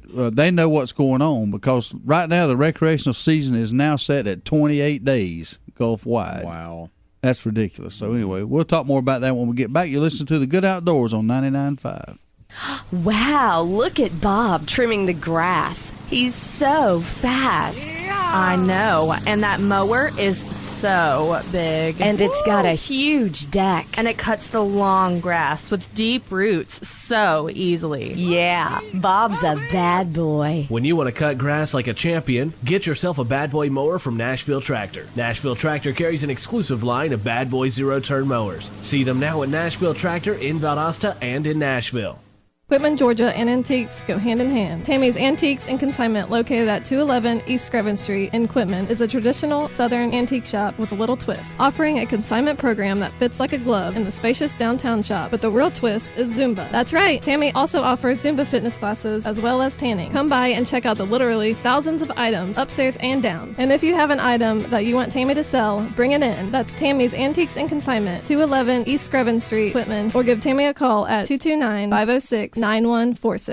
Attention Outdoor Nation. Adel Outfitters, located at exit 39 on I-75 in Adel, Georgia, has over 18,000 square feet of outdoor unbelievability just waiting on you. Specializing in a wide range of outdoor supplies for everyone, including hunting, fishing, shooting, kayaking, camping, Little League, clothing, knives, boots, you name it, Adel Outfitters has it. They also have that personal one-on-one attention that you just might not be getting from some of the big boxes, and Adel Outfitters has a whole lot less overhead, so you'll be surprised at the deals. So come see us now at Adel Outfitters, exit 39, Adel, Georgia. Woo-wee! Sweet Tea's Smokehouse on South Hutchinson Avenue, Adel, is the bomb. You ain't had good old South Georgia barbecue if you ain't been to Sweet Tea's Smokehouse. Ribs, chicken, pork, beef, good grief, this is some fine eating. And it ain't called Sweet Tea's for nothing. Ice cold sweet tea and good old barbecue plate with all the trimmings is what living in the South is all about. Head up Highway 41 north towards Adel. Swing into Sweet Tea's Smokehouse for lunch or dinner. Great southern barbecue like it's supposed to be. And don't forget some of that fine Brunswick stew. Woo-wee! Jones Welding and Industrial Supply has been serving South Georgia and North Florida for over 3 decades. With 9 locations in the South, Jones Welding and Industrial Supply is a full-line distributor for all welding and industrial supplies. The Jones mission is to provide quality products at a competitive price in order to supply the best service available. Jones Welding and Industrial Supply has built a reputation for good, honest, old-fashioned service. For a location near you, visit www.joneswelding.com. Jones Welding and Industrial Supply is a proud supporter of the Good Outdoors. Service. It's a very simple word, but you'd think it's French. At Deep South Sanitation, our service will never be questioned. We are there when we say we'll be there. If there's a couple extra bags by the can, we pick it up. Deep South Sanitation don't care if the lid won't close. All the more reason to dump it. If you're elderly or disabled, the Deep South Sanitation team will get your can, dump it, and put it back. If trash blew out, we don't leave it, we pick it up. Keep the money you pay for sanitation services local by supporting Deep South Sanitation, a locally owned business. Call Carrie Scarborough today at Deep South Sanitation, 229-559-0200. You're listening to The Good Outdoors with Steve, Darrell, and Ronnie on 99.5 Kicks Country. Now, let's get back to the fun. Welcome back this morning to The Good Outdoors. We've been talking a lot about, insect bites, yellow jackets, big hornet's nest down in Greenville, Florida. Covered a lot of things. You got to stay safe outdoors. Stay safe when you're out there. Watch out for yellow jacket's nest. And there's a new outdoor blanket. It's an insect shield, launches a repellent, an outdoor blanket that you can use out, in the outdoor. Summer's here, and unfortunately so are the bugs. And this blanket here, it provides long-lasting, effective, and convenient personal insect protection. The durable protection provided by the insect shield apparel and gear is a result of years of testing and research. But it's actually a blanket that you can use, and it keeps, it's machine washable, no special care required, and it keeps insects away. So it's a pretty neat thing. Yeah, that sounds like a pretty neat product. The first thing that comes to my mind, though, is, down here in the South, bugs in summertime go hand in hand. Mm-hmm. I can't imagine wrapping myself up in a blanket when it's 98 degrees outside. Well, I can't, I'm the same thing, but what I'm looking at on this is I don't think it's actually a blanket that you use. Maybe you... I think it's like a... sit on it? Maybe? Yeah, I think it's one you sit on or use as like a tablecloth is the way it looks. Or a picnic, maybe. You can spread it out on the ground. It doesn't, it really doesn't say, how to use this thing. It doesn't show anything else, but... it looks something. It doesn't look like a blanket you'd actually cover up with. It looks like something you could put down and sit on. Mm-hmm. I mean, it says the blanket can be used by the entire family with no restrictions for use. Machine washable, no special care. The dimensions are a generous 56 by 74 and weighs a mere 18 ounces. Ideal uses for the new insect outdoor blanket are for camping, backyard, and beach. So, evidently, it's not to cover up with. It's to sit on. But. Hey, I'd try it. Did y'all get in any of the whatever the mosquitoes or whatever they are, the dang beach that bite you? What are them things? The no-see-ums? Yeah. We didn't see any sand. The no-see-ums. We didn't see them because you can't see them. Yeah, no, we didn't. We didn't. It's funny you said that. We were trying to figure out where we were going to go, and we got a report from a friend that sand gnats were awful in Fernandina Beach. So we decided that we didn't want to go there because of that. But I tried to tell my wife, see, sand gnats, when I lived in Brunswick, sand gnats only come out just about 2 times during the day. Mm-hmm. They come out in the morning for maybe an hour, and then they come out late in the evening for about an hour. Then the rest of the 22 hours, you don't see them because they can't stand direct hot sunlight. They won't come out. But anyway, we rerouted to Jacksonville Beach, and we didn't see any bugs. We were down there in Crystal River. They don't call terrible. Yeah, they don't call what they call them down there is flying teeth. Mm-hmm. That's an interesting That's an interesting critter right there. They do not bite or sting you. Did you know that? And what do they do? Throw up on you and it hurts? They regurgitate. They regurgitate on your skin, and that acidic thing burns your skin, and it's actually melting your skin so that they can consume it. That's what they're doing. They're actually eating you. They're not. Well, I ain't never wanted to be threw up on before, so it ain't no sense of starting now. So they can stay away from me. Yeah. The Coast Guard, along with Florida Fish and Wildlife Conservation Commission, have suspended their search as of yesterday at 2 p.m. for 2 males after their 21-foot boat capsized 13 miles west of Horseshoe Beach. Missing are Tom Morrison, 65, of Jacksonville, and Glenn Harris, 70. Crews searched approximately 13 hours and covered 2,537 square miles before it was confirmed by FWC Frank DePaula of Keystone Heights and Tom Grant, 67, that Morrison Harris succumbed to hypothermia and disappeared below the surface Saturday. Goodness. Our thoughts and prayers are with the family of those gentlemen there. That's absolutely awful. I don't know what would have happened there, but be safe out there in the ocean when you're boating. By all means, be safe out there. Hey, I'm going to cover the weather real quick. So I'm 74 degrees outside. We do have one more hot day. It's going to be 97 degrees today, 20% chance of rain. Yeah, and tomorrow, loading out of 76. Tomorrow is going to be a high of only 90 degrees. So, I say only 90 degrees. It is a reprieve. It's still going to be hot regardless. It doesn't matter. So and 94 Thursday and low to mid 70s for lows and a low to mid 90s for highs. So it's going to be hot. Not a whole lot of rain chance. Maybe 40% tomorrow, 20% today. I have afternoon showers. I run into one yesterday, small shower, right here close to where we are now at Black Crow Studios, but didn't last long. So y'all stay safe out there and stay hydrated, man. Yep, gonna be tough. Everybody heard of Skeeter boats, Skeeter bass boats and all? They have a fishing tournament Skeeter puts on. It's called a Skeeter Owners Tournament at Lake Fork, Texas. It set a new attendance record. Now, this is phenomenal to me. I've seen tournaments. I've covered tournaments when there are maybe a couple of hundred boats entered into the tournament. 988 boats. Are you kidding me?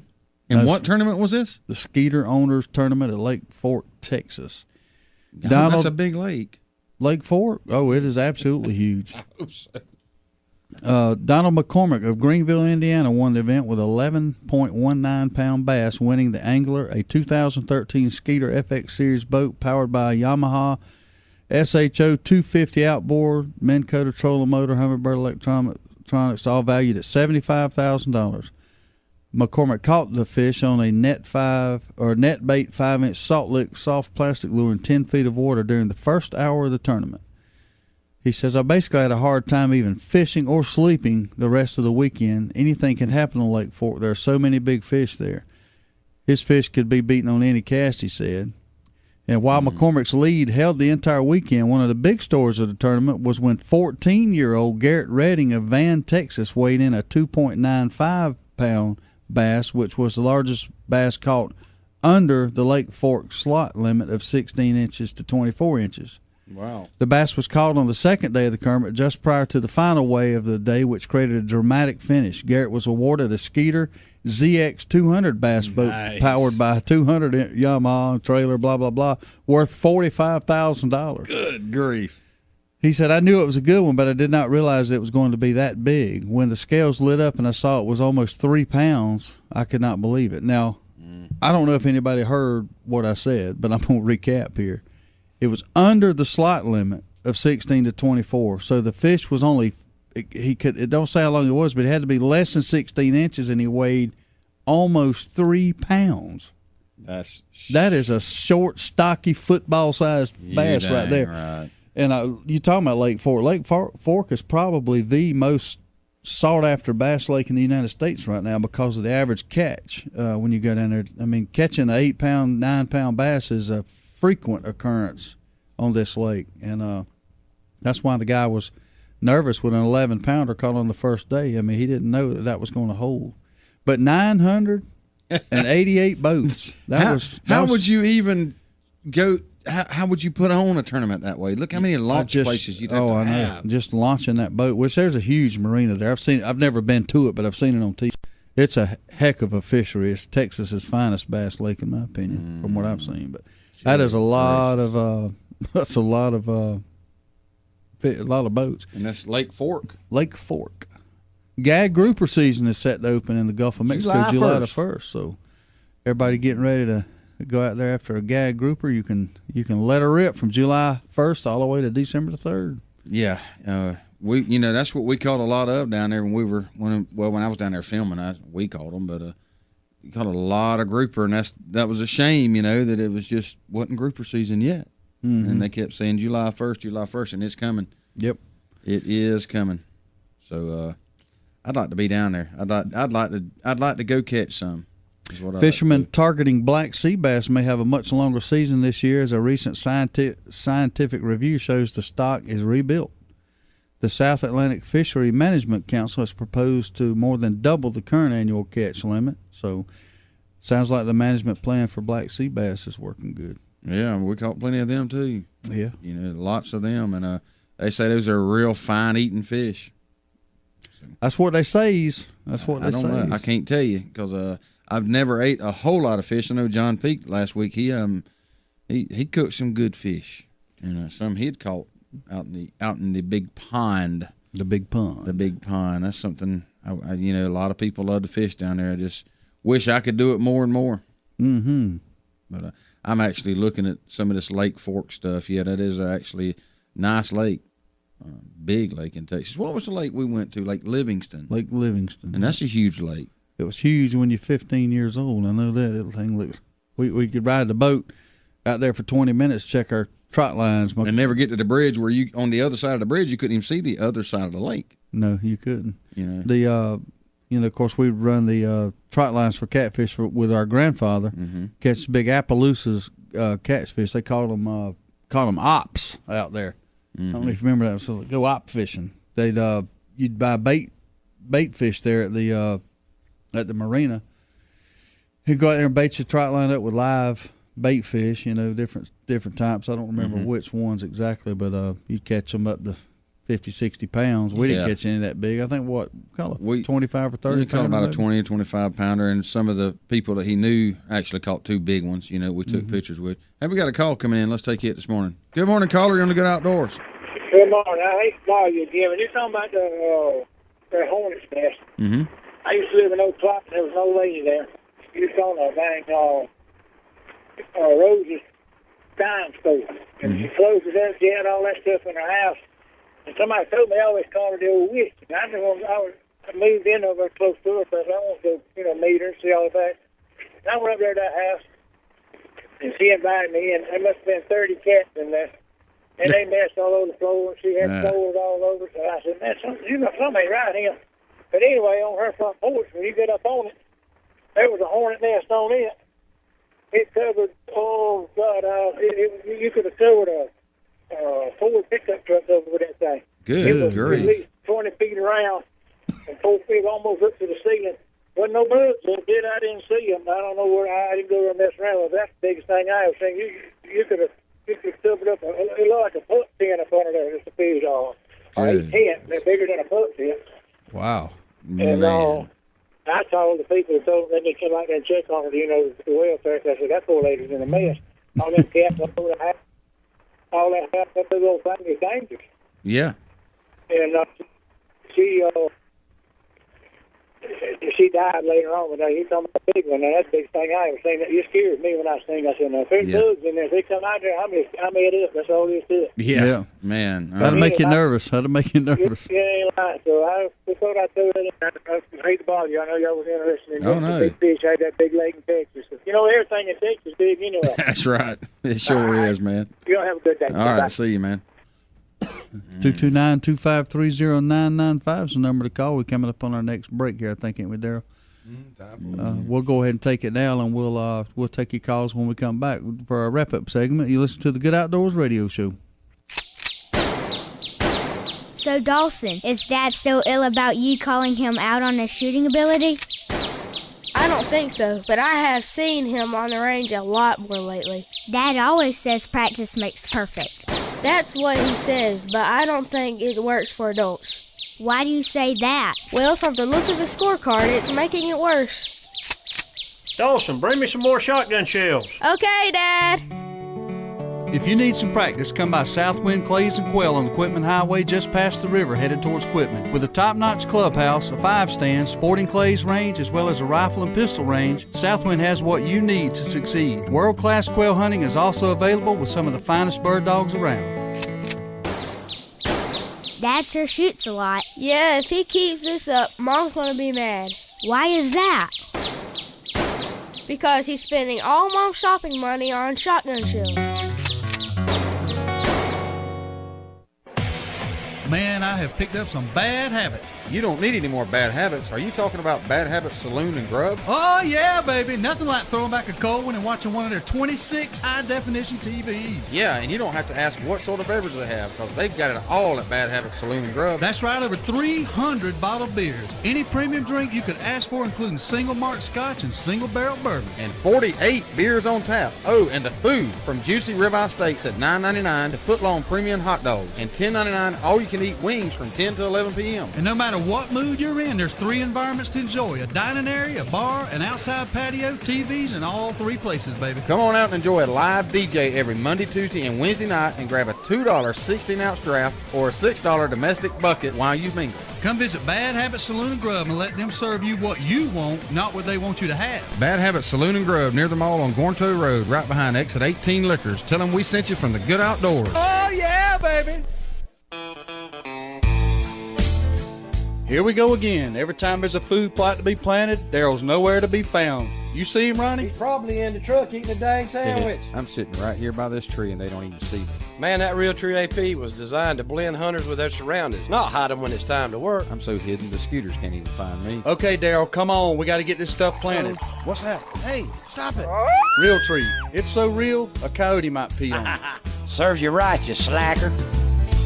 So you need a car, truck, or SUV? Look no further than Midway Auto Emporium at 4189 Bemis Road, Valdosta, Georgia. Cameron and Melissa Tucker has been serving the Valdosta area for over 7 years now. They are a family-owned and operated local business with hometown values and still believe in handshake deals. With a great selection of used cars, trucks, and SUVs, with a Carfax report on every one of them, along with bank financing at all credit levels and interest rates as low as 1.85% with approved credit. 4189 Bemis Road, or visit their website at midwayautoemporium.com.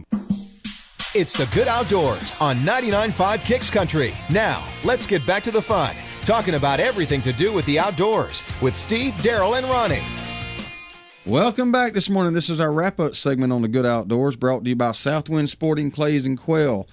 Go out Highway 84 headed towards Quitman, and for all your outdoor needs, man, they got quail hunting. They got everything out there. We can't speak enough about Southwind because what they do for the community and the involvement they do, it's unbelievable and unmatched by anyone around here.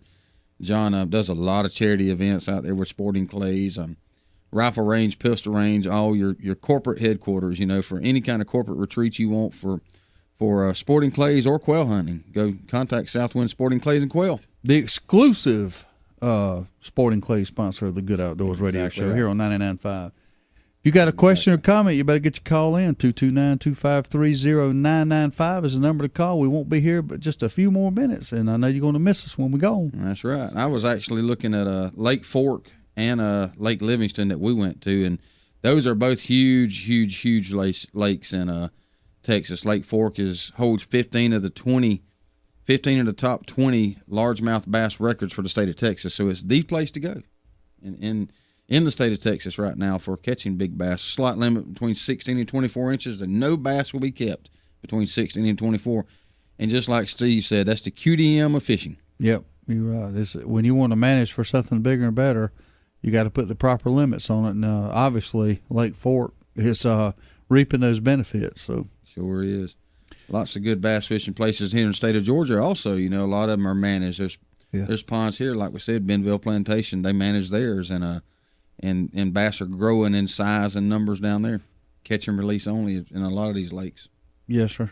You gotta let them go to let them grow. I mean, I think Bulldog C. Hall, he's a big proponent of catch and release. He'll keep a few to eat, and that's all right. But he also knows that you got to give back. You know, I think he some of his posts lately, it's about a 50% thing. If he catches 10, he'll keep 5, put 5 back. He don't never wear the lake out to where he can't come back and catch some more fish. He saves it so they'll fight another day. That's right. And there's nothing wrong with keeping one every now and then. You know, there's nothing wrong with keeping fish. Just like, you know, we as deer hunters, we do the same thing. We don't shoot every deer we see. You know, we leave them for another day. And bass fishing is the same way, and it's gotten more and more popular over the years. And it's a growing sport. You know, we talked about it here on the Good Outdoors. There's even in high school now, they're having fishing clubs. Middle school, they're doing things with fishing. College fishing clubs, you know, and bass, you know, fishing the tournaments and everything in college. Actually, a big college one, man. And no VSU, we thought we were going to get them on the show because they actually won first place in one of theirs. So getting bigger and bigger all the time. I guess everybody's heard of Central Park in New York City. You know, you think of a nice park to go take a stroll, take your family in.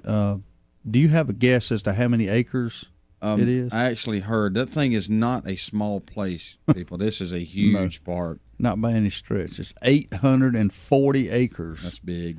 That's not the same as Mackey Park here in Valdosta.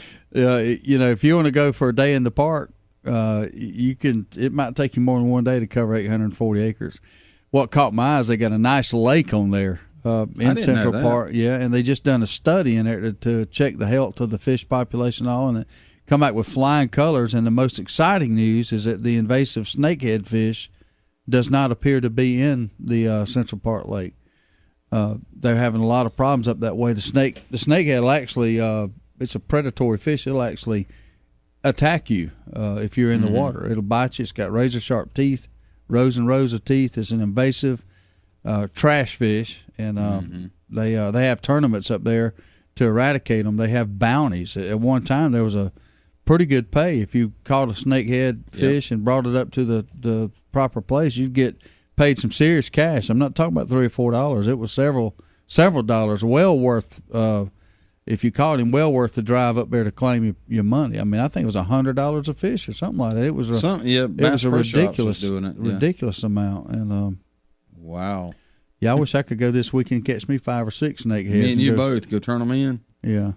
It's that's a terrible fish to have in there, you know, and some idiot, you know, years ago had one in his aquarium and got tired of taking care of it, I guess, and just let it go. So shame. Central Park is actually huge, man. They have everything they have a zoo there. Yeah, you can. There's a lot of great outdoor activities in 800 and something acres. Yeah, that's a 20-acre lake. It's a 20-acre lake that's in there. That's a pretty good sized lake too. So I guess it's open to the public to fish. I don't really know, but actually they have their own. Central Park has its own dedicated website to tell you all about the opportunities available there. You know, but a lot of people go there jogging and dog walking and things like that. So it's actually it's hard to think about that. You know, when you think about New York City, you don't really consider an 800-acre park in the middle of New York City being there like that with trees just beautiful everywhere like that. And I've seen pictures of it. I'm